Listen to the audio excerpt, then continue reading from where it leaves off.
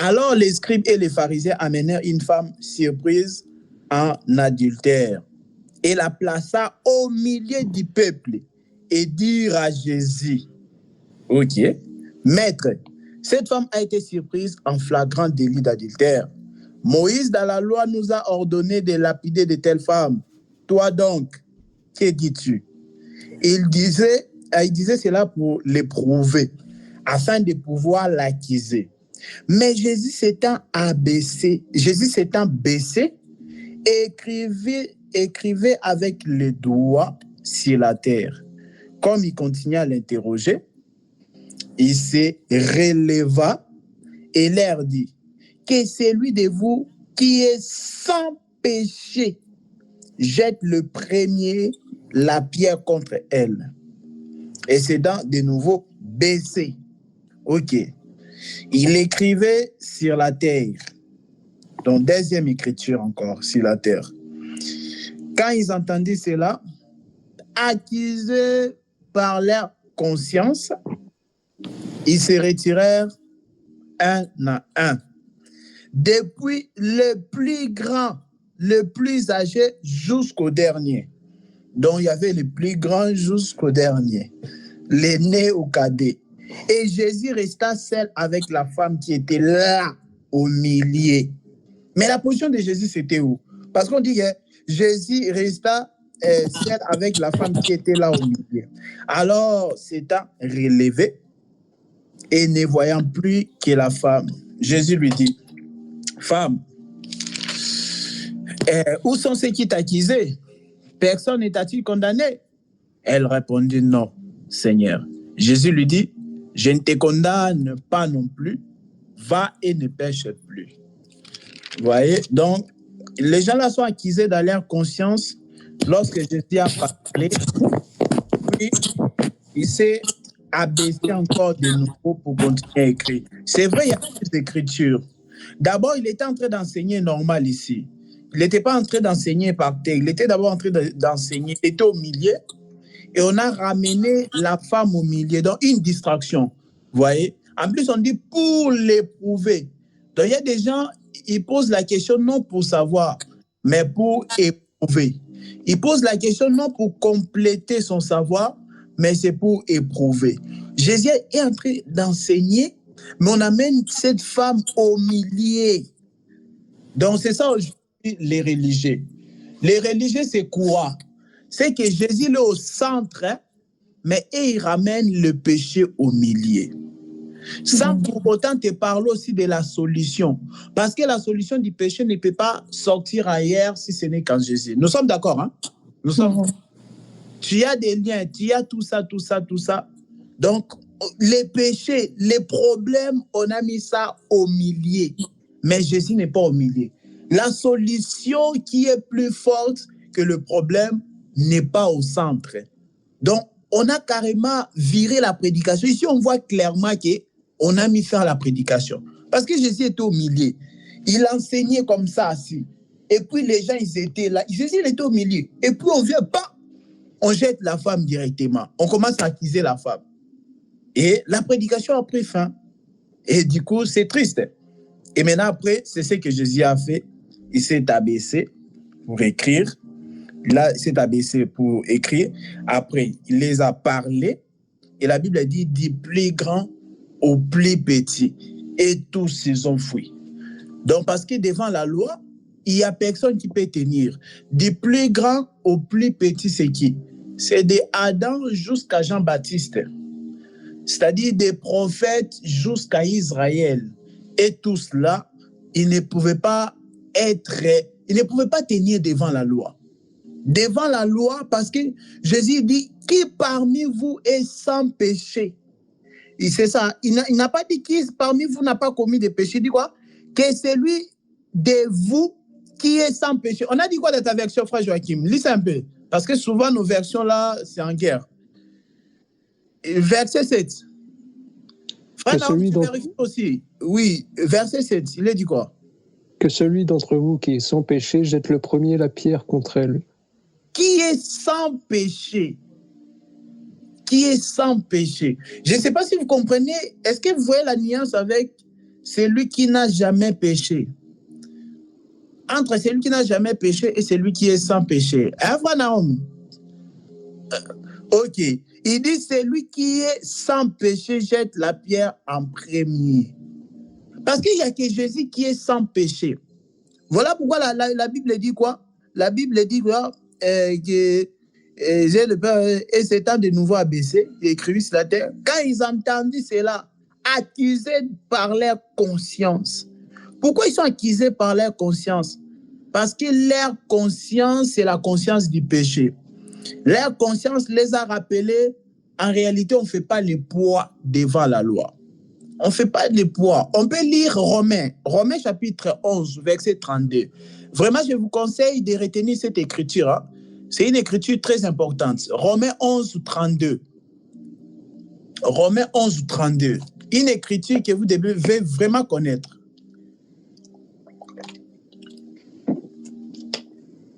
Romains 11, 32, c'est lui qui trouve Béjalure. Ok, Romains 11, 32. Oui, il a dit quoi? Oui, au nom de Jésus. Amen. Car Dieu a renfermé tous les hommes dans la désobéissance pour faire miséricorde à tous. Ah. Amen. Amen. Dieu a renfermé tous les hommes dans la désobéissance. Donc, si quelqu'un désobéit, ce n'est pas d'abord de sa faute. Vous voyez, ici, l'évangile prend une autre altitude. Serait bien les ceintures. Donc, si quelqu'un désobéit, ce n'est pas d'abord de sa faute, mais c'était la volonté de Dieu. S'il vous plaît, suivez bien. Dieu a renfermé tous les hommes dans la désobéissance pour faire miséricorde à tous. Amen. Mais comment Dieu a renfermé les hommes dans la désobéissance? Vous voyez, il y a des gens, ils pensent qu'ils sont des super spirituels. C'est pourquoi je dis que quelqu'un qui comprend la grâce de Dieu, c'est une personne qui sera vraiment humble. Quand tu comprends la grâce, tu es vraiment humble. Parce que ici, ils voulaient jouer les super spirituels. Ils voulaient jouer au TTS. Hein? TTS, c'est-à-dire très, très saint. Ils voulaient jouer à ça, les pharisiens, les spirituels, et les pharisiens, les scribes. Ils voulaient jouer au TTS, très, très spirituel, très, très saint. Mais ils ont été confondus parce qu'ils ont été accusés dans leur conscience. La Bible dit que Dieu a renfermé tous les hommes dans la désobéissance pour faire miséricorde à tous. Comment il a renfermé tous les hommes dans la désobéissance? En leur donnant la loi. Parce que la loi va produire la désobéissance. La désobéissance, c'est le péché. Nous sommes d'accord? C'est-à-dire que quand tu n'arrives pas à respecter la loi, c'est ça la désobéissance. Quand tu es incapable de respecter la loi, donc tu te retrouves dans la désobéissance. Donc c'est comme ça que Dieu a renfermé tous les hommes. Donc la loi, ce n'est pas pour que tu sois sauvé. Parce que Dieu te l'a dit, hein, quand j'ai donné la loi, c'était pour te renfermer vraiment dans la désobéissance. Pour créer, Dieu voulait faire une prison. Créer une prison afin que lorsque la grâce va venir, les gens soient libérés. Et Dieu a fait cette prison-là en donnant la loi à l'homme. Donc c'est ça, il a fait en sorte pour que l'homme soit renfermé dans la désobéissance. Pour que lorsque la grâce va venir, il puisse comprendre, ah, je ne peux pas être orgueilleux. Donc je suis sauvé par la grâce. Je vous ai déjà dit ici, dans le dernier livre de Deutéronome, je crois que c'est Deutéronome 26, et le dernier livre de Deutéronome, à son dernier verset, je crois que c'est Deutéronome 26, verset 27, ou ce soit l'inverse. Deutéronome 26, verset 27, ou c'est l'inverse, soit Deutéronome 27, verset 26. La Bible dit que le jour où Dieu a donné toute la loi, à la fin, Dieu dit qu'il y a maudit quiconque qui n'observera pas les paroles de toute cette loi et ne les mettra pas en pratique. Et tous les peuples répondirent Amen. Donc Dieu a maudit les hommes. C'est pas Deutéronome 28, verset 15. Il a dit quoi? Mais si tu n'obéis point à la voix de l'Éternel ton Dieu, et si tu n'observes pas et tu ne les mets pas en pratique tous ces commandements et toutes les lois que je te prescris aujourd'hui, voici les malédictions qui viendront sur toi. Ah, ok, oui, il y a ça, mais il y a ça aussi, le dernier livre des Deutéronomes. C'est quel livre? C'est chapitre combien? Je crois que c'est 34. 34. Deutéronome 34. Oui, c'est 30 quelque chose. Ok, mais lisez d'abord Deutéronome 26, verset 27. Il est dit quoi? Deutéronome 26. Verset 27. Ah, c'est le chapitre 27 au verset 26. Ok, d'accord, merci frère Joachim. Il est dit quoi? Maudit soit celui qui ne ratifie pas les paroles de cette loi pour les mettre en pratique. Et tout le peuple dira Amen. Voilà. Deutéronome 27, 26. Donc, lorsque Dieu donne la loi, il dit maudit quiconque n'appliquera pas cette loi. Mais Dieu sait déjà que l'homme est incapable de faire la loi. Donc, c'était une façon de dire que je vous maudis. Je vous maudis. C'est comme si quelqu'un ne sait pas nager et tu lui jettes dans les grands bassins. Tu vois, tu lui jettes dans les grands bassins, par exemple, 2,50 m, hein, la piscine là. Donc, tu ramènes quelqu'un à la piscine et puis la personne ne sait pas nager. La personne mesure, par exemple, 1,80 m. Et puis, tu le jettes dans les grands bassins. Les grands bassins, ça fait peut-être 2,50 m. Et tu lui dis, si tu arrives à faire 10 minutes dans cette piscine ici, je te donnerai l'argent. Donc, c'est une façon de dire que je ne vais pas te donner l'argent. Parce que de un, la personne ne sait pas nager. Et puis, tu veux qu'il fasse 10 minutes dans les grands bassins là, qui a pour profondeur 2,50 m. Donc, c'est ça. Dieu voulait maudire. Mais il a dit de manière indirectement. C'était une malédiction. À partir de là, tous les peuples, ils étaient maudits. Bon, on passe. Mais juste c'est pour dire que Dieu a renfermé tous les hommes dans la désobéissance à leur donner la loi. Et si les hommes-là étaient incapables, ils étaient incapables aussi. Ils se sont rendus compte que c'était lui qui devait condamner la femme adultère, c'est Jésus. Mais il ne l'a pas fait. Vous voyez? Donc, ils ont interrompu la prédication en vain comme ça. Jésus était au milieu et ils ont ramené. Et c'est aujourd'hui, c'est la même chose. On présente trop de problèmes au milieu. On parle trop de problèmes. Mais Jésus, on parle de lui qui est pour clôturer la prière. Nous prions au nom de Jésus. Au nom de Jésus, Amen, Amen. Mais des heures de la prédication, vous avez parlé de quoi? Jésus n'était pas au milieu. Jésus n'est pas au milieu des prédications. Même quand quelqu'un dit te prêche que David était Christ, Absalom était Christ, Elkana était Christ, Abel était Christ. Donc il te prêche aussi la typologie là. Mais il n'y a pas Jésus crucifié, il y a un problème. Il y a un problème parce que Jésus n'est pas au milieu. Le Jésus qui sauve, ce n'est pas le Jésus là, oh Salomon était Jésus. On n'a pas refusé. Mais le Jésus qui sauve, c'est le Jésus crucifié. Parce que le Jésus vivant, les musulmans aussi y croient. Les musulmans, ils te disent aussi, moi aussi je crois en Jésus. Mais quand tu le ramènes à Jésus crucifié, là il dit, ah non, il n'était pas crucifié. C'est Judas qui était crucifié à sa place. D'autres ont dit, il y avait un homme qui s'appelait Serge qui était mort à la place de Jésus. Vous voyez? Oui, il y a aussi des divergences chez les musulmans. Il y a un courant des musulmans, un courant des pensées où on dit que c'est un homme qui s'appelait Serge. D'autres ils disent que c'est Judas Iscariote. Dieu avait remplacé par Judas Iscariote. Donc, quand Jésus priait à Gethsémane, s'il est possible que cette coupe s'éloigne devant, ils ont dit que cette prière-là, déjà, ils n'ont pas compris cette prière-là. Et ils ont dit que cette prière-là a été exaucée. Et du coup, Jésus n'était pas mort. Voilà. Mais il va te dire quoi? Je crois en Jésus. Il faut le coincer. Parce qu'il va te dire que vous êtes pareil, que lui aussi croit en Jésus. Mais pourquoi toi, tu ne crois pas à son prophète? Moi, je dis déjà, ton prophète, la Bible ne parle pas de lui d'abord. Quand je vous enverrai un autre consolateur, ils ont dit, oh, c'était Mohamed. Ah non, c'est pas ça. C'est pas ça. Ils vont dire qu'on est seulement, nous tous, on est pareil. Toi, tu crois en Jésus. Dis-lui que moi, je crois en Jésus crucifié. Pas seulement Jésus homme, mais Jésus crucifié. Et vraiment, retenez bien ceci, hein, mes bien-aimés. Vous allez voir à partir d'aujourd'hui. Remarquez vraiment bien les prédications partout. Vous allez voir que dans les prédications, on parle de Jésus, mais pas de Jésus crucifié. Beaucoup des églises, ils vont te parler de Jésus, mais pas de Jésus crucifié. Parce que Jésus crucifié, c'est lui qui donne la solution. Jésus crucifié, c'est lui qui nous a délivrés de la malédiction. Jésus crucifié, c'est lui qui a fait que nous soyons affranchis, que nous devenons libres. Mais il ne peut pas te prêcher que tu es libre aujourd'hui parce qu'il fait toujours que tu puisses dépendre de lui. Voilà, quand tu fais un cauchemar, tu l'appelles. Oh, j'ai mal dormi. Donc, lui, il ne veut pas t'enseigner pour que toi aussi tu deviens autonome. Vous voyez, il y a un problème. Bon, voilà, je pense que le frère Joachim m'avait déjà donné la pensée. Ce que je voulais rajouter ici, c'est juste qu'aujourd'hui, les religieux, qui sont les scribes et les pharisiens, ils enlèvent Jésus au milieu. La prédication de Jésus s'enlève au milieu pour mettre le péché. Donc, vraiment, ils sont là à parler de ça, donc, à créer toute une montagne. Mais ils mettent Jésus à côté.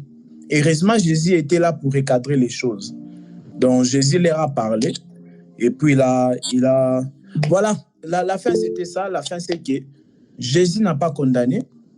Et les gens là, ils ont fouillé du plus grand au plus petit. C'était donc des Adam Jean-Baptiste. Donc, il n'y a personne qui pouvait tenir devant la loi. Donc, c'est ça du plus grand au plus petit. C'est-à-dire en commençant par les grands, les dirigeants, les leaders, les chefs du peuple, jusqu'à Israël. Personne ne pouvait condamner cette femme-là. Oui, frère Serge, on va passer à l'enseignement. Oui, donc juste rappeler le bien-aimé, dès que le frère Roland commence, veuillez couper vos micros, hein, et puis veillez d'intervenir au milieu, parce que sinon ça perturbe un peu l'enregistrement. Merci. Ah, d'accord. Bon, voilà, c'était ma contribution à Maman Pélagie. Je ne sais pas si... Merci. Oui, voilà. Donc, je n'ai pas touché ce que les frères Joachim m'avaient déjà dit, je voulais juste compléter. Aujourd'hui, on devait lire durant cette semaine Actes des Apôtres, les 6 derniers chapitres, c'est-à-dire chapitre 22, chapitre 23, bon, je ne sais pas, que c'est peut-être à ne pas négliger. Ah, c'est Francine? Oui, 21 jusqu'à 28, je crois. Oui, c'est ça. Apparemment, toi, tu as fait, hein? Oui, moi, j'ai lu, mais je n'ai pas fait mon résumé. J'avais une question. Ok, d'accord. Bon, ça ne va pas nous prendre du temps, ta question. Oui, vas-y. Non, je vais pas. Ma question n'est pas très longue. C'est juste que je suis en train de regarder le truc. Quand, après que Paul revient en Jérusalem, n'est-ce pas? 2 fois, il y a des prophètes qui lui disent ne pas à Jérusalem parce que tu vas être attrapé, tu vas être prisonnier, n'est-ce pas? Mais il s'entête pas. Bon, il s'entête pas. Il dit qu'il est même prêt à mourir pour l'évangile et à mourir pour Christ. Je veux savoir, ici, là, maintenant, c'est un prophète, il parle avec le Saint-Esprit, il lui dit de ne pas descendre, et les autres le prient de ne pas descendre, et lui, il part. Est-ce que dans ce cas de Paul, est-ce que le Saint-Esprit lui donne le choix qui peut aller et ne pas aller? Parce qu'on verra après que le Seigneur approuve. Parce que le Seigneur va lui dire, même après que, comme tu as témoigné de moi devant, comment je voulais, je veux que tu te témoignes aussi de ça à Rome, de la même manière. Est-ce que c'était déjà approuvé? Est-ce qu'une prophétie peut être là, mais son accomplissement, en fait, dépend de nos actes? Je ne sais pas si... Okay. Désolée, je voulais vraiment trouver l'écriture. Parce que lui, vraiment, quand il vient, il y a un des frères qui est prophète, il dit, celui à qui appartient cette ceinture. Oui. Agabus ou un truc comme ça, je crois. Oui, prophète Agabus. Oui, en gros, ce que je peux dire, c'est que, tu vois, dans la Nouvelle Alliance aujourd'hui, un prophète n'a pas à te donner une direction comme ça, tu vois. Dans cette alliance, c'était le prophète t'oriente carrément. Mais aujourd'hui, dans la Nouvelle Alliance, tout le monde a le Saint-Esprit. Bon, tous ceux qui sont en Christ, ils ont le Saint-Esprit. Et le prophète, surtout, il peut te confirmer ce que Dieu t'a déjà dit, tu vois. S'il y a, par exemple, comme Paul t'a dit, tu dois évangéliser à quelqu'un et qu'un prophète te prophétise, ne l'évangélise pas. Tu vois, est-ce que tu vas te dire, est-ce que c'est vraiment Dieu qui a parlé ou c'est juste les prophètes? Non, là, tu as pris le contraire. En fait, tu as pris un truc un peu pas contraire, tu as pris un truc un peu... Parce que pour lui, il a bien dit que celui à qui appartiennent ses habits sera arrêté et c'est arrivé. Tout ce qu'il a dit. Mais étant donné qu'on vient maintenant, on dit à Paul, et puis les personnes, les frères qui sont avec Paul lui supplient de ne pas descendre pour ne pas être attrapés. Oui. Tu vois? Et pourtant, c'est la vérité. Il savait que, en fait, Paul, lui, n'avait pas... En fait, ça ne le dérangeait pas de le faire, dans tous les cas. Lui, il savait qu'il voulait... Dans tous les cas, il servait le Seigneur. Oui. Je dis maintenant, non, se lancer. C'est vrai, ce qu'on lui a dit. C'est une prophétie qu'on a donnée et ça s'est accompli. Mais Paul, lui, va. Vas-y, Frère Joachim, tu veux parler? Oui, vas-y, Frère Joachim. Alors, je voulais dire que, en fait, les prophéties se complètent. C'est-à-dire que Paul avait déjà la destination où il devait aller. Il savait qu'il allait aller jusqu'à Rome. Mais les prophètes qui sont venus après lui indiquent juste les tribulations qu'il va subir. Mais là, Paul dit que lui, il est prêt à mourir pour l'évangile. Okay, mais il savait très bien qu'il n'allait pas mourir, vu qu'il devait aller jusqu'à Rome. Il savait déjà la destination. Il savait bien qu'il n'allait pas mourir. Non, en fait, lui, il voulait aller à Rome. Lui, il savait déjà qu'il voulait aller à Rome. Mais on lui donne la prophétie. Un prophète lui donne la prophétie. Mon problème, je ne sais pas si ma question... Mais frère, non, le fait d'aller jusqu'à Rome, c'est l'Esprit qui lui a dit qu'il faut encore qu'il témoigne jusqu'à là-bas. Mais c'est après ça qu'il reçoit. Que l'Esprit dit de la même manière que tu as parlé de moi, je veux aussi que je parle à Rome.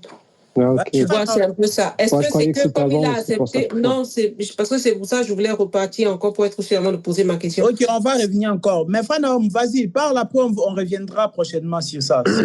Ok. La parole lui dit que l'esprit du prophète est soumis au prophète. Quand il parle, il peut recevoir la prophétie, mais il met son sentiment, ce qu'il ressent. S'il ne veut pas perdre Paul, il va simplement lui dire, la prophétie c'est ça, mais moi, il te dit ne pars pas. Or, je crois que Paul, avant de quitter, a fait des adieux à ceux qui quittaient, parce qu'il savait, lui-même, il savait que je m'en vais mourir. Comme le frère Joachim m'a dit, c'est une confiance. Il savait que comme je m'en vais à Rome, je ne vais plus revenir. Je m'en vais pour mourir. Sur le tas, il savait que aller à Rome, c'est partir mourir. On lui a dit ça, certes. On lui a dit ne pars pas.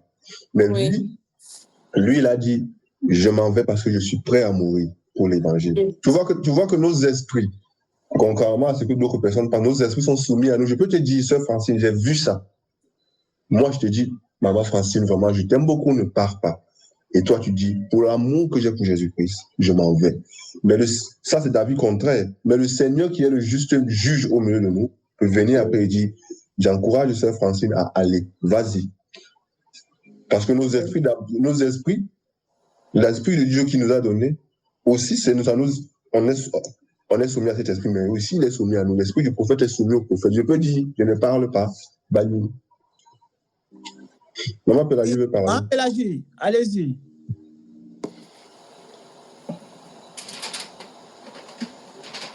Maman Pélagie, micro. Je voulais faire le parallèle avec la vie de Jésus qui savait qu'il allait mourir.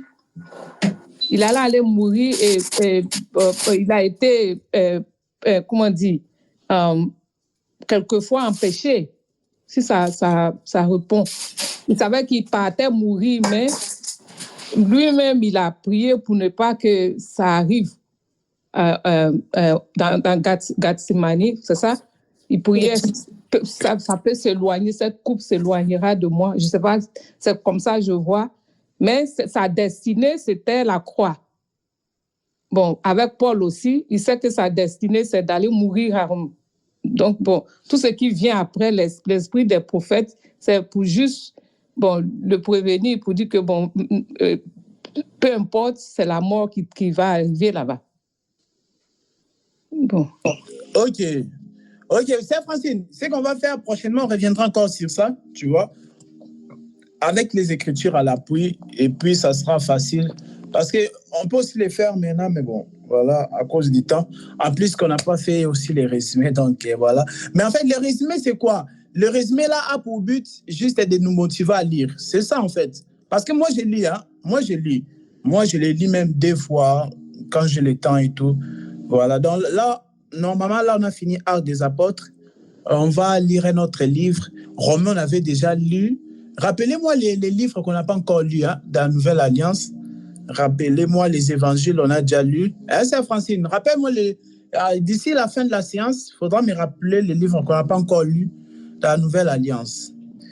Après, il y a des livres comme des Philémon, il n'y a qu'un seul chapitre. Oui, Galates, je crois qu'on n'a pas encore lu Galates. Galates, on n'a pas lu? Non.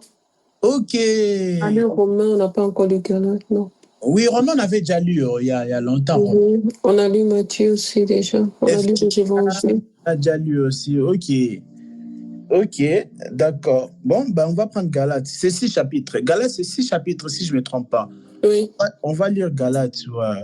Et puis, on va faire un résumé, comme les de notre coutume. Voilà. Frère et sœurs, c'est bon? Hein? OK. Bon, shalom, bien-aimés frères et sœurs, que le Seigneur soit loué. Pour cette 36e séance, bienvenue à notre 36e séance. Après les 9 séances qu'on a abordées Jésus à Capernaum, voilà qu'aujourd'hui nous sommes à notre 36e séance. Nous sommes le samedi 6 juillet 2024 et comme thème, nous allons aborder les miracles catalogués de Jésus-Christ. Vous voyez, donc nos thèmes vraiment se suivent d'une manière chronologique, comme on avait dit. Donc jusque-là, nous sommes dans notre grand module, notre programme là, qu'on a intitulé « Origine des dieux ». D'ailleurs, je dois penser à vous envoyer dans les groupes Grandir en Christ. Je dois vous envoyer tous les liens depuis qu'on a commencé. Depuis qu'on a commencé les 18 mars 2023. Je vais vous envoyer tous les liens là dans le groupe Grandir en Christ. Voilà. Donc, depuis qu'on a commencé, on est toujours dans le grand module Origine de Dieu qui a pour mission d'expliquer les attributs de Jésus-Christ et sa divinité aussi. Parce que nous croyons qu'à chaque fois qu'un prédicateur se mettra à parler, d'une manière ou d'une autre, il doit nous présenter la divinité de Jésus-Christ. C'est ça. Donc, un prédicateur, d'une manière ou d'une autre, il doit nous présenter la divinité de Jésus-Christ. Donc, le grand module Origine de Dieu, c'est pour nous expliquer les attributs de Dieu, mais aussi la divinité de Jésus-Christ dans les moindres détails. Et quand on a touché la vie de Jésus-Christ, Jésus âgé de 30 ans, on a vu ce qui s'est passé. Après son baptême, il est parti dans le désert. Après le désert, il est retourné à Nazareth, là où il a grandi. Et puis, après cela, il a fait la lecture dans la synagogue. Ils lui ont rejeté. Ils n'ont pas cru en lui.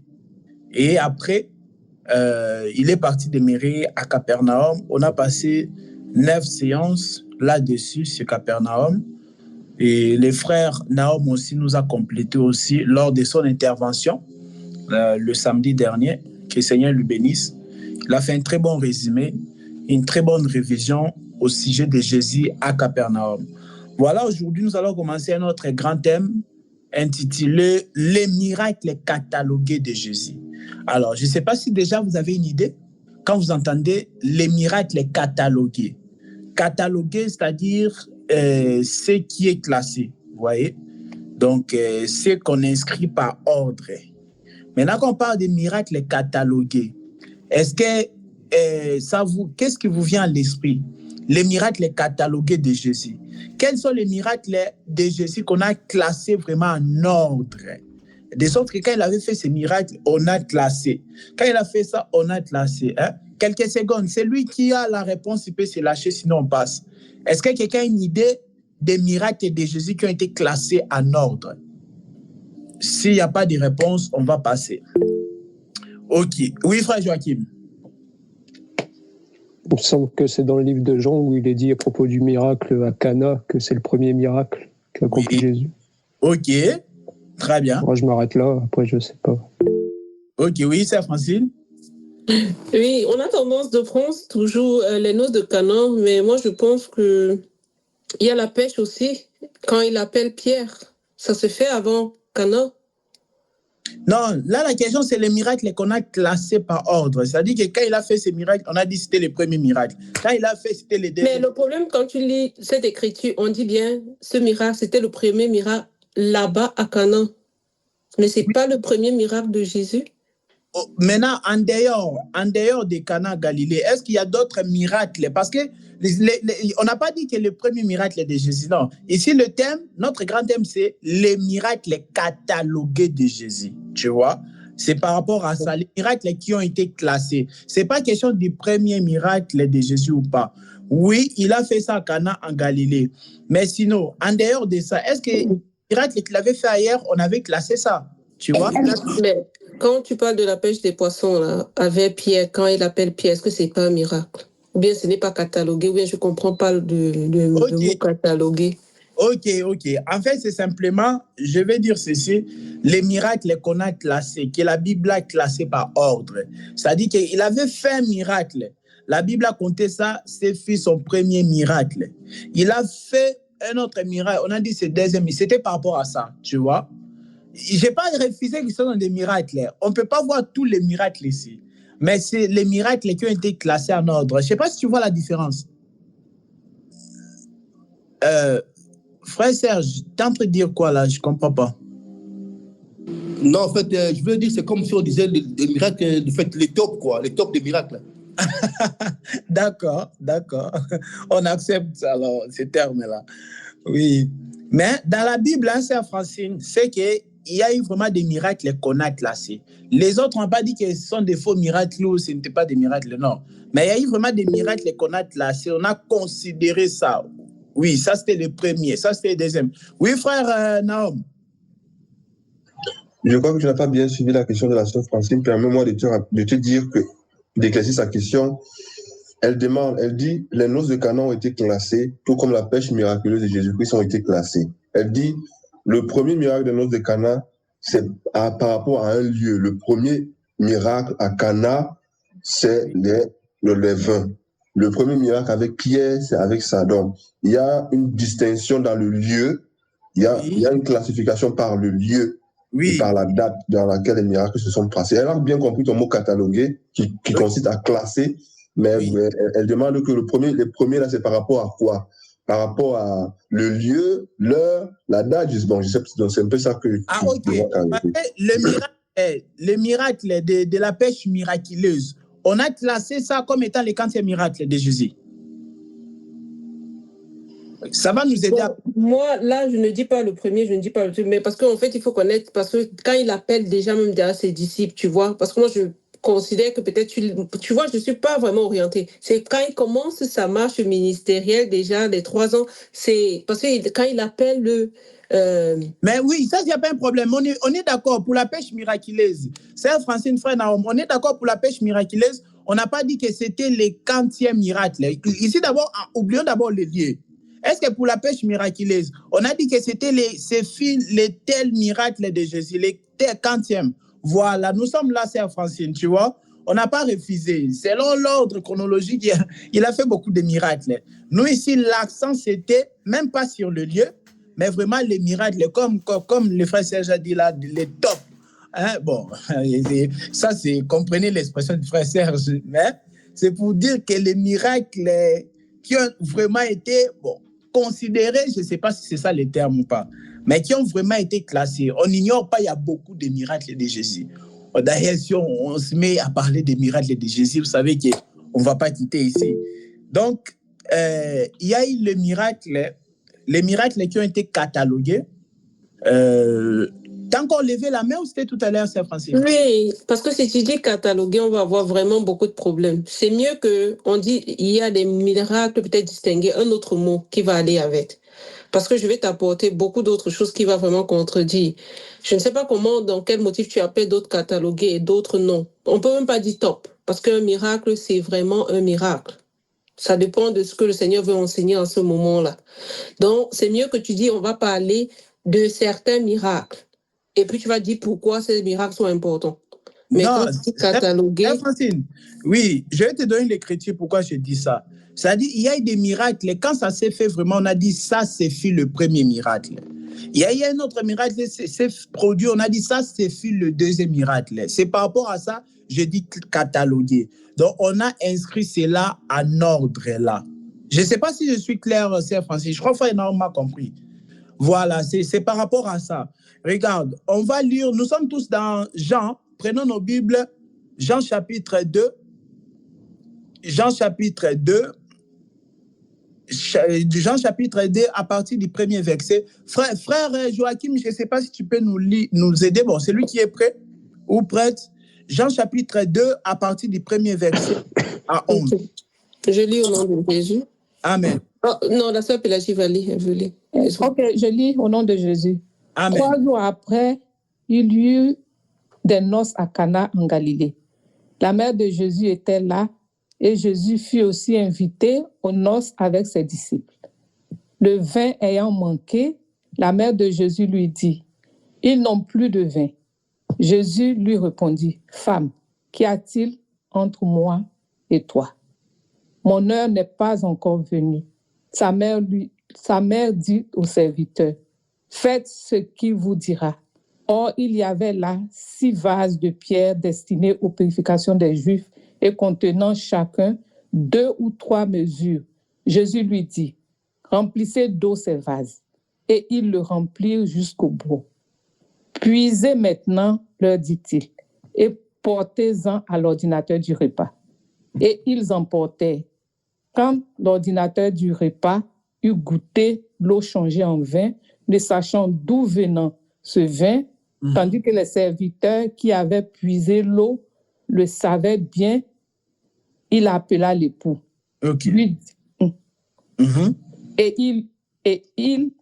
lui dit, tout homme sert d'abord le bon vin, puis le moins bon, après qu'on s'est enivré.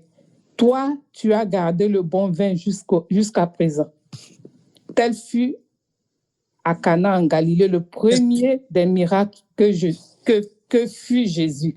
Okay. Il manifesta sa gloire et ses disciples crurent en lui. Amen, amen, amen. Oui. Que le Seigneur soit loué. Voilà. Donc, on vient de faire la lecture concernant le premier miracle catalogué de Jésus. Je n'ai pas simplement dit le premier miracle, non. J'ai dit le premier miracle catalogué de Jésus. Frère Joachim, il y a une question? Non, c'était seulement pour indiquer que quand on regarde le livre de Jean, l'arrivée de Pierre est différente. C'est-à-dire que dans l'autre livre, c'est Jésus qui va lui-même chercher Pierre, tandis que dans le livre de Jean, c'est André qui va chercher Pierre et qui lui dit « on a trouvé le Messie ». Okay. C'est pour ça que le premier miracle catalogué, c'est Cana en Galilée. Oui, ok. Oui, d'accord, oui, je comprends ce que tu veux dire, ok. D'accord, merci frère Joachim. Ok, donc là, on voit, la Bible dit au verset 11, « Tel fut à Cana en Galilée le premier des miracles que fit Jésus. Il manifesta sa gloire et ses disciples crurent en lui. » Donc, on vient de lire Jean chapitre 2 à partir du premier verset à 11. Là, on nous parle du premier miracle catalogué de Jésus, c'est-à-dire le miracle qu'on a vraiment inscrit en ordre, le miracle qu'on a classé. Il a fait ça, on a récupéré, on a classé en ordre. Donc, d'abord, c'est le changement de l'eau en vin, cette transformation-là de l'eau en vin. Alors, la Bible dit que 3 jours après, il y a des noces à Cana en Galilée. D'abord, Cana, vous savez là où ça se trouve, non? Même quand vous regardez la carte d'Israël, ça se situe en Galilée. La Bible dit à Cana en Galilée. Galilée, c'était une grande région qui se trouve vers le nord d'Israël. La Bible maintenant dit que 3 jours après, il y a eu des noces à Cana en Galilée. 3 jours après, ça veut dire quoi? Ça veut dire le 4e jour. Nous sommes déjà dans le 4e jour. La Bible dit quoi? La mère de Jésus était là et Jésus fut invité aussi aux noces avec ses disciples. Les noces, hein? Ça dit fête des mariages. Les noces de Cana. Ok. Jésus était là, sa mère aussi était là. Le vin ayant manqué. Comme par hasard. Quand Jésus est là, le vin ayant manqué.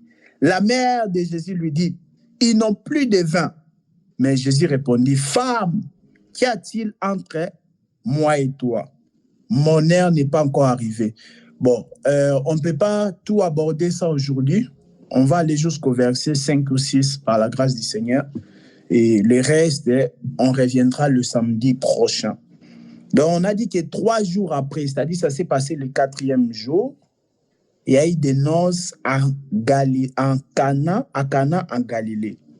La mère de Jésus était là et le vin ayant manqué. Donc, cela représente que pendant 3 jours, il y avait un problème de la réjouissance. Il y avait un problème de la joie. Parce que la fête se passe le 4e jour. Hein. Soyons attentifs, s'il vous plaît. La fête, les noces là, se passe le 4e jour, 3 jours après. Donc, pendant 3 jours là, il n'y avait pas la fête, il n'y avait pas la joie, parce que la fête, c'est l'expression de la joie. Voilà pourquoi on dit que le vin. on parle aussi du vin. Or, le vin, ça nous parle de la réjouissance. Lorsque vous lisez Zacharie chapitre 10, verset 7, vous lisez Ésaïe chapitre 24, verset 8 à 11, vous lisez Psaume chapitre 104, verset 15, et aussi Ecclésiaste chapitre 10, verset 19. Et ce sont des écritures que je reviendrai encore, je vais encore les répéter. Donc, par les écritures que je viens de donner, on voit que le vin, c'est l'expression de la joie. Le vin réjouit le cœur. Lorsque vous lisez Psaume, c'est ce que je viens de donner, Psaume 104, verset 15, on dit que le vin réjouit le cœur. Voilà pourquoi le vin ne peut pas manquer dans les noces. Dans cette grande fête de mariage-là, le vin ne peut pas manquer. Donc, il y avait du vin. Mais il se passe que le vin ayant manqué, le vin était insuffisant. Et maintenant, Jésus, la Bible dit que Jésus va maintenant, Marie maintenant va dire à Jésus, ils n'ont plus de vin. Donc Marie espérait que Jésus peut quand même donner une solution. Parce que Marie sait que Jésus est vraiment extraordinaire. Donc je dis que les 3 jours là où il n'y avait pas la fête, c'était les 3 temps de l'Ancienne Alliance, c'était le temps de la loi, les prophètes et les psaumes, où il y avait un problème de la réjouissance, un problème de la joie. La loi, les temps de la loi, là, les 3 temps de la loi, c'est-à-dire la loi, les prophètes et les psaumes, il n'y avait pas de joie parce que la fête ou le vin, c'est vraiment l'expression de la joie. Il n'y avait pas la joie dans cette période-là, comme on vient de dire tout à l'heure, là, que la loi, bon, on ne l'a pas dit tout à l'heure, on a dit que la loi produisait la désobéissance, mais aussi la loi produit la colère. Quand vous lisez Romains chapitre 4, je crois le verset 15, la Bible dit que la loi produit la colère. La loi ne produit pas la joie. Quand tu vis au temps de la loi, tu ne peux pas voir la joie. La Bible dit que la loi produit la colère. Culpabilité, c'est culpabilité. Il n'y a pas le salut là-bas. On continue. Donc, c'était ce temps-là. Maintenant, quand Jésus vient dans le noces, le 4e jour, tout change. C'est-à-dire qu'après les 3 temps de l'Ancienne Alliance-là, qui représentaient les 3 jours-là, Jésus va maintenant venir. C'est ça maintenant, la venue de Jésus. Il vient. La Bible dit quoi? Le vin ayant manqué. Quand Jésus est venu, la loi régnait toujours parce que Galates chapitre 4, verset 4 à 5, on dit que Jésus était né d'une femme née sous la loi pour nous racheter de la malédiction de la loi. C'est ça, Galates chapitre 4, verset 4 à 5. Maintenant, Marie va demander à Jésus. Marie dit que les vins, ils n'ont plus de vin. Parce que Marie espérait quand même que Jésus peut trouver une solution. Et maintenant, regardez un peu la réponse de Jésus. Femme, Jésus lui répondait, femme, qu'y a-t-il entre moi et toi? Jésus n'appelle pas Marie maman, ne l'appelle pas mère, mais il dit femme. Donc Jésus n'a jamais appelé Marie maman. Je ne sais pas si vous le savez. Jésus n'a jamais appelé Marie maman. Maman, hein? C'est les gens qui disent que ta mère, tes frères, ils sont là, ils sont venus te chercher. Il dit quoi? Que mes frères, qui est donc ma mère? Qui est donc mon père? Qui sont donc mes sœurs et mes frères? N'est-ce pas ceux qui écoutent la parole et les mettent en pratique? Jésus de lui-même, il n'a jamais appelé Marie maman. En tout cas, moi, je n'ai pas trouvé cette écriture-là. Jésus, de sa propre bouche, n'a jamais appelé Marie maman. À chaque fois, il disait femme. Vous voyez, il y a une différence entre appeler quelqu'un maman et appeler quelqu'un femme. Donc, Marie est partie faire une supplication, est partie demander à Jésus de lui accorder et de trouver une solution par rapport à ce que le vin manque. Mais Jésus dit, qu'y a-t-il entre toi et moi? Donc, les gens peuvent dire, ah, quelle impolitesse. Donc, vous voyez, donc, les théologiens peuvent réfléchir pour redresser Jésus, pour dire que non, il devait se calmer. Ça, c'est un peu l'impolitesse. Mais, est-ce que, si nous devons apprendre la politesse, c'est auprès de Jésus. Donc, ça n'a rien à voir ici avec le fait du manque de respect. Ça n'a rien à voir avec le fait que Jésus a manqué de respect à Marie. Rien à voir. Mais c'était pour aussi quelque chose. Jésus dit quoi? Mon heure n'est pas encore arrivée. Mais avant d'arriver à la réponse de Jésus, ces miracles-là est devenu un sujet controverse. C'est devenu un sujet de débat, de discussion, de polémiques. Pourquoi? Parce que Marie est partie solliciter Jésus pour lui demander de trouver une solution. Les catholiques ont fait de Marie l'intercesseuse. Donc, c'est par rapport à ça, les catholiques disent quoi? Que vraiment, allumons nos caméras, mes bien-aimés, pour ceux qui peuvent. Cela nous aide beaucoup. Les catholiques se sont permis aussi à dire que, voilà, si tu peux aussi passer par Marie, tu sais, tu peux aussi passer par Marie pour demander quelque chose à Dieu, parce que Marie est la mère de Dieu. Est-ce que la Bible a dit que Marie est la mère de Dieu? Vous voyez? Donc, tu peux aussi passer par Marie. Donc, c'est par rapport à ça. Parce que Marie est partie demander à Jésus, regarde, il n'y a plus de vin. Maintenant, les catholiques se sont dit quoi? Que tu peux aussi prier Marie. Et Marie va demander à son fils, et son fils va t'exaucer. Regarde, quand Marie est partie demander ici à Jésus le vin, de trouver une solution par rapport au vin, mais Jésus a exécuté. Jésus a donné la solution. Tout comme aujourd'hui, tu peux encore demander à Marie. Vous voyez, ça, c'est l'abomination. Marie, aujourd'hui, elle est morte. On ne prie pas les morts en faveur des vivants. Ésaïe, chapitre 8, verset 19. Ésaïe 8, verset 19, la Bible dit, « Un peuple invoquera-t-il les morts en faveur des vivants ?» Vous voyez, un peuple ne peut pas invoquer les morts en faveur des vivants. On ne prie pas les morts. On ne s'adresse pas aussi aux morts. On ne s'adresse pas aux morts parce qu'ils ne vont même pas t'entendre. Vous voyez, bon, souvent dans les deuils, quand on perd quelqu'un, on s'adresse à quelqu'un. Oh, voilà, comme si toi, nous, selon la coutume africaine et tout. Oh, comme tu es parti là-bas, c'est lui qui t'a tué, toi aussi, ne te repose pas, il faut aussi te venger. Tu vois, ce sont vraiment des futilités. Quelqu'un qui est mort, ben, il est mort. La Bible dit qu'il est réservé aux hommes de mourir une fois, après quoi vient le jugement. Pour celui qui n'a pas connu le Seigneur, pour celui qui n'a pas reçu la prédication du salut, il attend le jugement après sa mort. Donc, il n'y a pas qui va faire une vengeance là-bas pour aussi tuer la personne qu'il avait tuée pendant qu'il était vivant. On continue. Donc, suite à cette demande de Marie, il y a eu des gens comme des catholiques, nos bien-aimés catholiques, ils se sont permis aussi de faire de Marie une intercesseuse. Alors que Marie n'est pas la médiatrice ni l'intercesseuse. La Bible est claire là. Dans 1 Timothée chapitre 2, verset 5. La Bible dit qu'il y a un seul médiateur entre Dieu et les hommes. La Bible dit quoi? Jésus homme. Vous voyez? Il y a un seul médiateur entre les hommes et Dieu. Il y a un seul médiateur. Donc aujourd'hui, si tu veux prier, sache qu'il y a un seul médiateur. Jésus homme, s'il vous plaît. Pourquoi la Bible dit Jésus homme? 1 Timothée chapitre 2, verset 5. Là, on dit qu'il y a un seul médiateur entre Dieu et les hommes, Jésus homme. On n'a pas mis Marie. Non, Marie n'est pas médiatrice. Il y a Jésus homme. On n'a pas dit papa pasteur. On n'a pas dit archbishop. On n'a pas dit évêque, ancien diacre ou qui que ce soit. Non. Le médiateur, c'est Jésus. Donc aujourd'hui, on te fait croire que tu sais que tes ennemis peuvent aussi bloquer ta prière. Tu sais que beaucoup de gens, on te dit que beaucoup de gens te détestent. Tu sais, parce que toi, on ne peut pas te manipuler.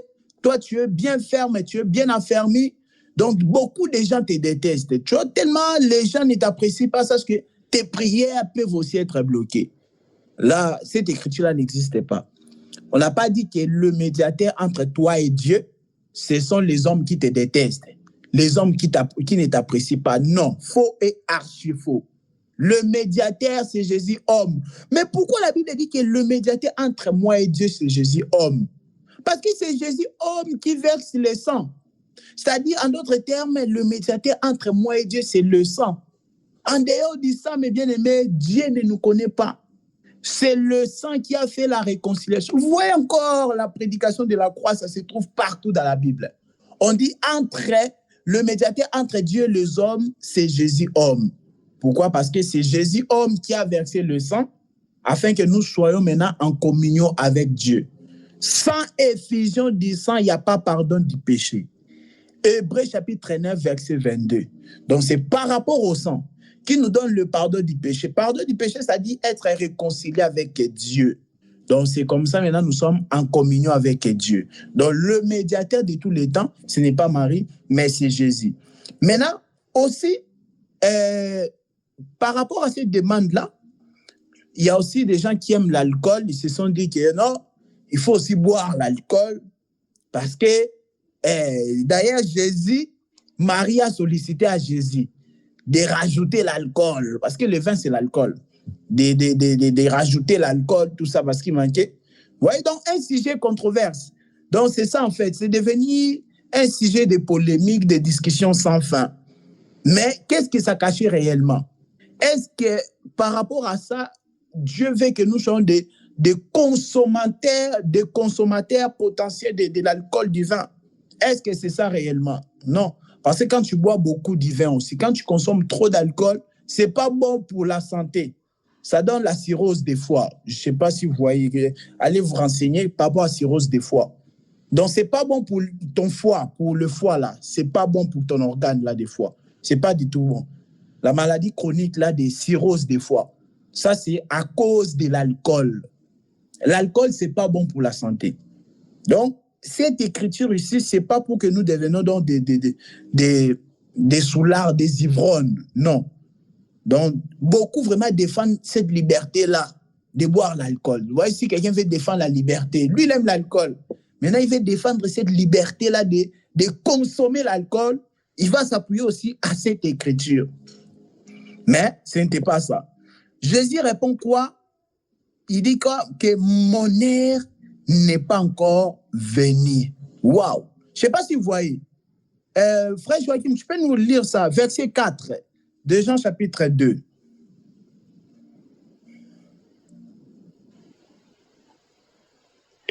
Jésus lui a répondu, « Que me veux-tu, femme? Mon heure n'est pas encore venue. » Mon heure n'est pas encore venue. Beaucoup n'ont pas fait, beaucoup ne comprennent pas, vraiment, beaucoup ne prêtent pas attention à ça. Jésus dit que mon heure n'est pas encore venue. Mais de quelle heure il parlait? Les gens vont dire que l'heure de faire des miracles n'est pas encore venue. Vous êtes sûr? Mais l'ère des miracles était déjà là. Jésus, quand il a commencé son ministère, dans Luc chapitre 4, on avait passé beaucoup de séances sur ça. Quand on parlait de sa seconde lecture dans la synagogue, quand il a été baptisé, il dit quoi après? L'Esprit du Seigneur m'a oint pour annoncer la bonne nouvelle, pour guérir les cœurs brisés, pour délivrer les captifs, les opprimés, tout ça. Luc chapitre 4, versets 18 à 22. Quand Jésus il était clair, donc pour la mission pour laquelle il a été oint. Mais maintenant là, il dit que mon heure n'est pas encore arrivée. Quelle heure il parlait? L'heure de faire les miracles ou de quelle heure? Vous voyez? C'est là qu'on doit maintenant méditer. Mon heure n'est pas encore venue. On te demande que les vins, on est en train de manquer du vin. Il n'y a pas suffisamment de vin pour tout le monde dans cette fête. On est en train de se taper la honte. Oh Jésus, toi tu es là. Jésus, donne-nous une solution. Et il dit quoi? Mon heure n'est pas encore arrivée. Pourquoi? Parce que Jésus était un grand prophète. C'est pourquoi quand vous lisez les paroles de Jésus, il faut faire très attention. C'est là encore les musulmans, ils tombent. Ça comprendre que la Bible est d'abord prophétique. La parole de Dieu est d'abord prophétique. C'est lui qui a écrit Genèse, tout ça, qui nous a parlé de l'histoire d'Adam, tout ça, c'était Moïse. Alors que Moïse n'a pas vécu au temps d'Adam. Vous voyez, donc la parole de Dieu est d'abord prophétique, d'abord. Jésus dit que mon heure n'est pas encore arrivée. Mais de quelle heure il parle? Jésus étant prophète, il a compris une chose. On me demande du vin. Moi, je suis la vigne. Attention, je suis la vigne. Jean chapitre 15, verset 1. Jésus a dit quoi? Je suis la vigne. Vous voyez? Il dit quoi? Je suis la vraie vigne. OK. Donc, si Marie me demande le vin, elle a compris que je suis le la vigne. Mais maintenant, Jésus rentre, il va encore plus loin. Jésus veut nous faire comprendre que, en réalité, Marie ne lui demandait pas simplement le vin, mais lui demandait le sang, s'il vous plaît. Suivez-nous attentivement. Parce que dans la Bible, le sang est comparé aussi au vin. On peut lire une écriture, Deutéronome, s'il vous plaît. Deutéronome 32, verset 14. 14, Deutéronome 32, verset 14. Et aussi un bien-aimé nous prépare, un autre bien-aimé nous prépare, Matthieu 26, verset 27 à 28. S'il vous plaît. Deutéronome 32, verset 14. Ensuite, un autre bien-aimé lit. Oui, vas-y, frère Joachim. Le lait caillé des vaches et le lait de brebis, avec la graisse des agneaux, des béliers, du basan et des boucs, avec la fleur du blé, tu as bu le vin. Non, tu as bu le sang du raisin, le vin. Ok, le sang du raisin, le vin. Merci. Le sang du raisin s'appelle le vin. Maintenant, notre bien-aimé, pour Matthieu 26, verset 27 à 28.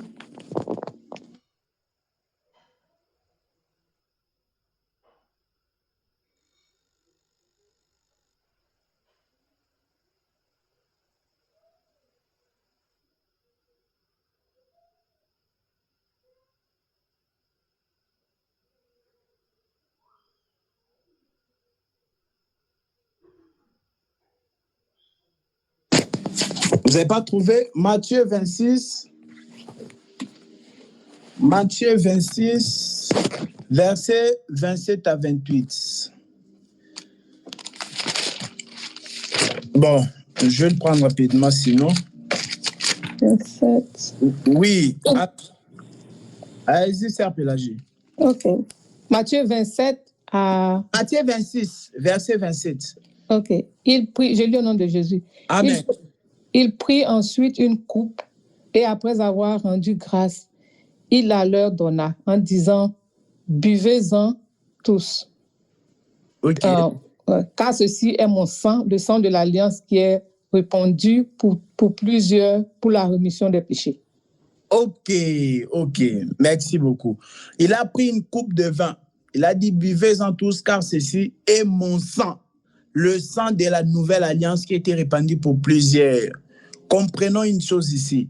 Jésus, lorsqu'il prend le vin, il dit qu'en réalité, ce vin ici, c'est mon sang.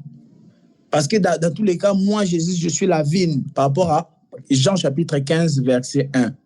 Donc, il dit que la vigne produit le vin. Parce que la vigne produit les raisins produisent les vins. Donc, la vigne produit le vin. Et maintenant, en même temps aussi, Jésus, en lui, il y avait le sang.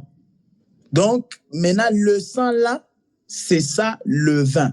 Le sang, le frère Joachim a lu Deutéronome chapitre 32, verset 14. On dit que tu as bu le sang du raisin. La Bible appelle ça le vin. Donc, dans les raisins, il y a le sang. La Bible appelle ça le sang du raisin. Le vin là, la Bible appelle ça le sang du raisin. Donc, on a compris que le vin dans la Bible, ça représente aussi le sang. Donc, le fait qu'on demande à Jésus de donner le vin, donc c'était ça, c'est-à-dire que pour Jésus, on lui demandait le sang. On lui demande du vin, mais lui comprend le sang. Pourquoi? C'est un prophète. Il dit quoi? Mon heure n'est pas encore arrivée. On va comprendre ça. Prenons tout ça. Vraiment, je vous conseille de lire ça. Vraiment, on va prendre ça ensemble. Les gens, pour comprendre de quelle ère Jésus parlait. Jean chapitre 12. Je vais le lire moi-même, mais je vous attends d'abord. Jean chapitre 12, à partir du verset 27 à 29. Ça, c'est une écriture très importante aussi que vous devez souligner dans vos Bibles. Je vous attends.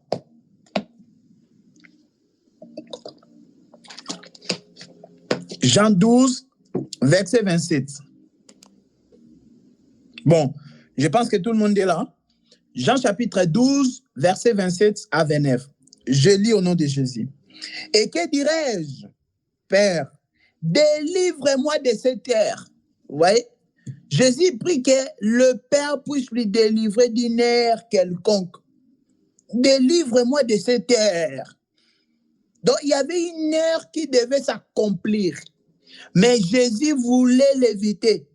Et il dit, c'est pour cela que je suis venu jusqu'à cette heure.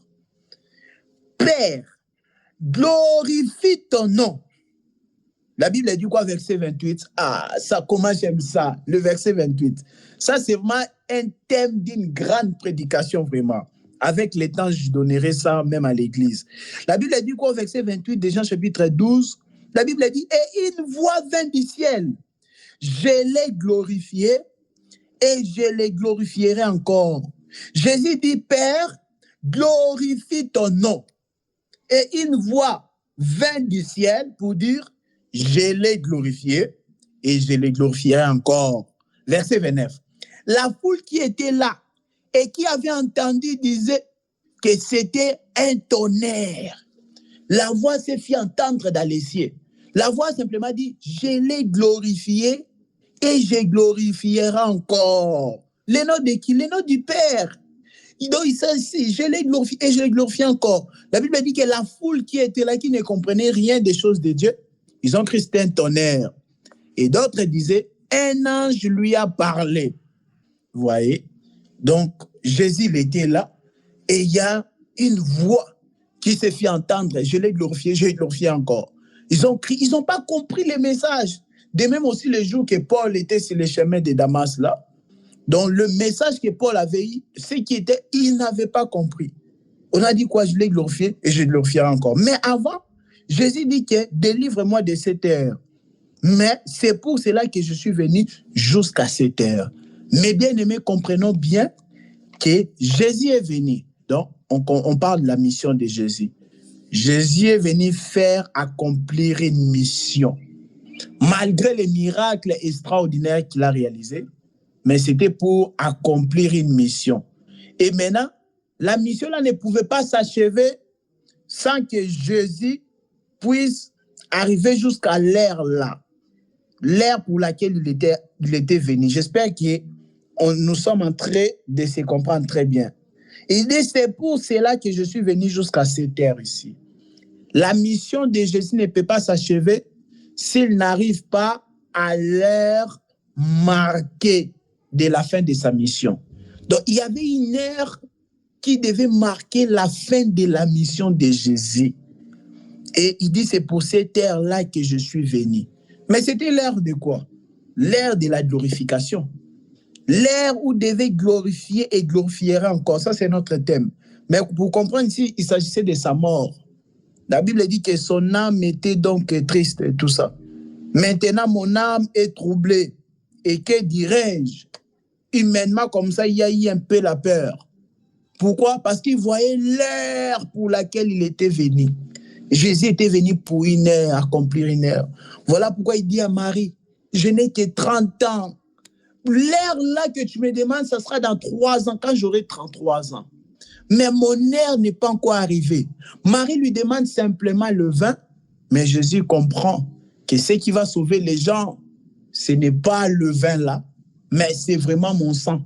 Parce que pendant 3 jours, de toute façon, donc, ils n'ont jamais été dans la jouissance, tout ça. Ces gens-là n'ont jamais été dans la joie. Donc, ce n'est pas le vin là, le vin physique là qui va enlever leur tristesse. Non, loin de là. Mais il répond, mon heure n'est pas encore arrivée. C'est pourquoi Jésus dit que quand je vous parle des choses terrestres, vous n'avez pas compris. Alors, quand je vous parlerai des choses célestes, Jésus nous enseigne des choses terrestres pour nous montrer les choses célestes. Donc là, vraiment, le vin, c'était par rapport à son sang. Voilà pourquoi dans Jean chapitre 2, il dit, mon heure n'est pas encore arrivée. Donc Jésus, il a fait tout ça pour arriver à une heure précise, l'heure de la glorification, l'heure où il devait marquer sa mission. C'était l'heure de sa mort pour donner le vin. À la fin de la mission de Jésus, il devait donner le vin spirituel qui est le sang, à une heure précise.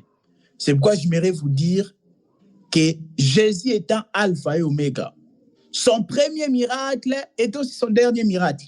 Je répète, le premier miracle de Jésus était aussi son dernier miracle. Le premier miracle, c'était il a manifesté le vin dans les noces à Cana en Galilée. Et le dernier miracle, il a fait quoi? Il a donné aussi le sang. Avant de mourir, il a commencé le ministère, il a donné du vin. Et à la fin du ministère, il a aussi donné le vin spirituel qui est... C'est ça, alpha et oméga. Quand on dit alpha et oméga, dans le commencement et la fin, Jésus, il ne fait rien au hasard. Tout est calculé d'avance.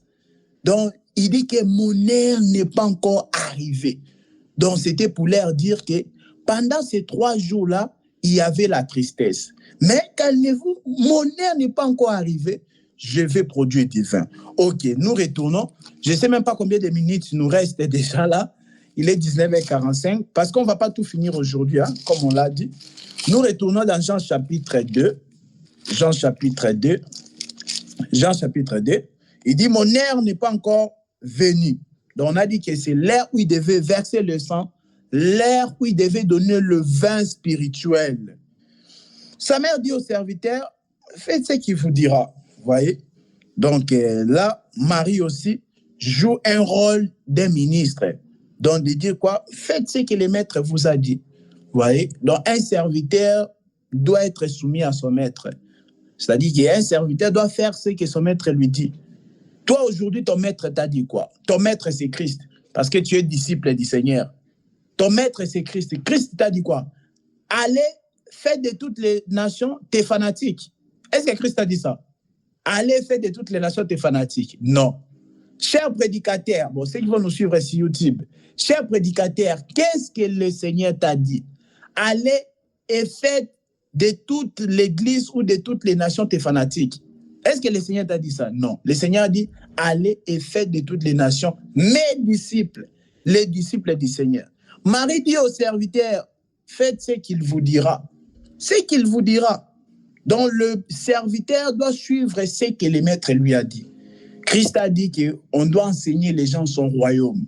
Mais toi, après, tu dévies la mission, tu commences à faire autre chose. Non, il faut rester vraiment fidèle au maître.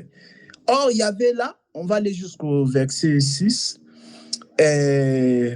Or, il y avait là 6 vases de pierre destinés aux purifications des Juifs et contenant chacun 2 ou 3 mesures. Jésus leur dit, remplissez d'eau ces vases. Donc, il y avait 6 vases de pierre destinés aux purifications des Juifs. 6 vases carrément. Et la Bible dit contenant 2 ou 3 mesures. La Bible dit, on a rempli d'eau ces vases, il remplit jusqu'au bord, puisez maintenant l'air, dit-il, et portez-en à l'ordonnateur du repas. Et il portait. Quand l'ordonnateur du repas y goûtait, l'eau changeait en vin, ne sachant d'où venaient ces vins, tandis que les serviteurs qui avaient puisé l'eau le savaient bien. Il appela l'époux et dit, tout homme sert d'abord le bon vin, puis les moins bons après qu'on a beaucoup bu. Ok. Toi, tu as gardé les bons vins jusqu'à présent. Aussi une chose, les gens pensent que les gens s'étaient enivrés. Hein? La noce de Cana, est-ce que les gens s'étaient enivrés du vin? Point d'interrogation. On reviendra prochainement pour aborder tout ça. Les gens pensent qu'ils étaient enivrés. Non, ils n'étaient pas enivrés. On dit que tout homme sert d'abord le bon vin, puis les moins bons après que les gens se sont enivrés. Bon, dans d'autres versions, on dit, frère Joachim, il a dit quoi chez toi, verset 10? On va revenir sur les 6 vases prochainement, mais on a touché directement le verset 9. Parce qu'il y a beaucoup de choses à dire dans le verset 6. On reviendra prochainement. On touche les versets 9 et 10. Le verset 10, il est dit quoi? Tout homme sert d'abord le bon vin. Après quoi? Tout homme sert d'abord le bon vin, puis le moins bon après qu'on s'est enivré. Mais toi, tu as gardé le bon vin jusqu'à présent. Ok. Donc, tout homme, il fait d'abord quoi? Comprenez ici, il sert d'abord le bon vin. Donc, quand les gens sont enivrés du bon vin, pas le vieux vin, le bon vin. Quand les gens sont enivrés du bon vin, ensuite, il va servir les moins bons. C'est ça, n'est-ce pas, Frère Joachim? C'est ça, non? Oui. C'est du français. Ok, d'accord. Donc, il faut d'abord servir les bons vins. Et quand les gens sont enivrés, maintenant, il faut donner les moins bons. Donc, les gens n'étaient pas enivrés parce qu'ils n'avaient pas d'abord bu le bon vin au départ. Ils n'étaient pas enivrés. Et attention. Il y a une chose aussi que les gens ne comprennent pas. Les invités, les conviés là, qui étaient venus à la fête du mariage, là, les noces à Cana, n'avaient pas bu l'eau qui était changée en vin par Jésus. On reviendra. Il y a des surprises là-dedans. Ils n'avaient pas bu le vin là, le vin que Jésus avait donné là. Ils n'avaient pas bu ça. La Bible dit l'ordonnateur du repas a goûté, il a appelé l'époux. Ils n'ont pas goûté ça, non. Ils n'ont pas goûté ça. On va prendre une écriture, Luc chapitre 5. On est déjà en train d'atterrir par la grâce du Seigneur pour cette première partie des noces à Cana. Les miracles catalogués. Luc chapitre 5, verset 39. Il est dit quoi? Celui qui trouve peut se lancer, on court derrière les temps. Luc chapitre 5. Luc 5, verset 39. Il est dit quoi? Et aussitôt après avoir bu du vin vieux, personne ne veut du nouveau, car il dit le vieux est meilleur. Ben, commence au verset d'avant alors. Il faut que ça soit... Oui. Il faut mettre le vin nouveau dans des outres neuves et les deux se conservent. Et aussitôt après avoir bu du vin vieux, personne ne veut du nouveau, car il dit le vieux est meilleur. Ok. La Bible dit que personne, après avoir bu du vieux vin, veut du nouveau vin. Parce qu'il dit quoi? Le vieux est meilleur. Mais Luc chapitre 5, verset 39, il fait allusion à quoi, mes bien-aimés? Je vous pose plusieurs questions. Hein. Il faut que prochainement on traite ça. Il fait allusion à quoi? Il fait allusion à ça, à ce qui s'était passé ici dans Jean chapitre 2. On dit que personne, après avoir bu du vieux vin, il en veut du nouveau vin. Parce qu'il dit quoi? Le vieux est bon. Lui, il est nostalgique. La personne qui a bu du vieux vin, il est nostalgique. Vous voyez? Ah, j'avais déjà mangé ça, donc je reste dans ça. Il ne veut pas du nouveau. Il ne veut pas du nouveau vin. Comme aujourd'hui, il y a beaucoup qui sont attachés au vieux vin. Le vieux vin, c'est ça la loi. Mais le nouveau vin, c'est ça la grâce. Voilà pourquoi Hébreux chapitre 8, verset 13, nous dit que ce qui est vieux est prêt à disparaître. Pardon, il y avait un appel qui rentrait. Je disais que Hébreux chapitre 8, le verset 13, nous dit que ce qui est vieux est prêt à disparaître. Mais c'est ça, le vieux vin. Ce que les invités là avaient bu, c'était du vieux vin d'abord. Voilà pourquoi c'était en train de disparaître. On a dit le vin ayant manqué. Donc le vin était en train de disparaître. C'était le vieux vin. Maintenant, Jésus est venu avec les nouveaux vins. C'est ça. Donc lorsque Jésus est venu sur la terre, la loi était déjà prête à disparaître. Voilà pourquoi quand Jésus est venu sur la terre, 33 ans après, la loi a disparu.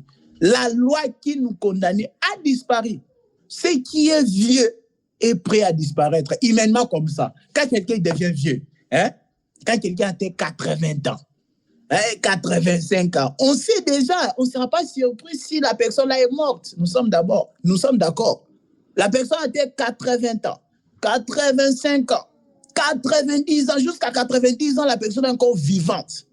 Donc, tu te dis déjà que cette personne est prête à disparaître, à mourir, c'est ça. Donc, le vin ayant manqué, le vin était prêt à disparaître. C'était ça la loi. Et maintenant, Luc chapitre 5, verset 39, il vient nous compléter pour nous aider, pour dire que celui qui a bu du vieux vin, il ne veut pas du nouveau. Il dit que le vieux est bon. C'est pourquoi Israël a demeuré dans l'incrédulité jusqu'aujourd'hui. Parce qu'il trouve que le vieux est bon. Le vieux vin, qui est la loi, est bon. Il est demeuré dans l'incrédulité. Donc, il y a, dans cette histoire-ci des noces de Cana, il y avait la guerre du vin. Il y avait la guerre entre le vieux vin et les nouveaux vins. Le problème, c'est qu'ils ont pris le vieux vin. Et lorsque Jésus l'a transformé l'eau en vin, qu'on appelle les nouveaux vins maintenant, ils n'ont pas bu cela. On reviendra, l'enseignement n'est pas encore fini. Mais, sachez seulement, c'est l'ordonnateur du repas qui avait goûté. Ce ne sont pas les invités. Non, ils n'avaient pas mis ça. Donc voilà, cette fête ici des noces de Cana nous renseigne vraiment sur la vie d'Israël, que lorsque Jésus est venu comme ça, comme étant l'invité, Jésus est venu comme étant invité dans cette fête, c'est-à-dire la vie d'Israël. Il les a trouvés avec leur vieux vin. Il a proposé les nouveaux vins. Mais est-ce qu'ils ont bu ça? Est-ce qu'ils ont bu le vin nouveau? J'ai dit les noces de Cana là. Regardez une chose, afin qu'on puisse le tirer. Regardez une chose. On parle du fait du mariage là. À un moment donné seulement, verset 9, on dit que l'ordonnateur a dit ça à l'époux. Viens. L'époux, c'est-à-dire que l'homme qui était marié. Mais comment on relate cette histoire du mariage, la fête du mariage là? Mais on ne parle pas de ceux qui sont mariés. On ne parle pas de l'épouse. On ne tarde pas sur l'époux, mais on parle plus de Jésus. Et il y a un enseignement. Jésus est parti dans cette fête-là pour nous enseigner, pour dire que non, il y a quelque chose caché. Un jour, moi aussi, je vais vous appeler, vous inviter aux noces de l'agneau. On arrivera aussi dans les séances à venir. Dans les noces de Cana, là, ça annonçait déjà les noces de l'agneau. Jésus disait, un jour aussi, il y aura les noces de l'agneau. Mais d'abord, avant qu'on puisse parler de cette noce-là spirituelle, céleste, d'abord, les noces-là, la fête-là représentait la vie d'Israël, où Jésus est venu, les a trouvés avec leur vieux vin, il a proposé le nouveau. Mais la question, est-ce qu'ils avaient bu? Ou c'est seulement l'ordonnateur qui avait goûté? Bon, c'est important tout ça, on reviendra. Donc, vous avez compris, on a abordé Jean chapitre 2, à partir du premier verset jusqu'à 5. On n'a pas parlé du verset 6 jusqu'à ce qu'on a touché. Verset 6, 7, on n'a pas touché. On a parlé du verset 9 et 10. Voilà. Donc, c'est ici qu'on chute.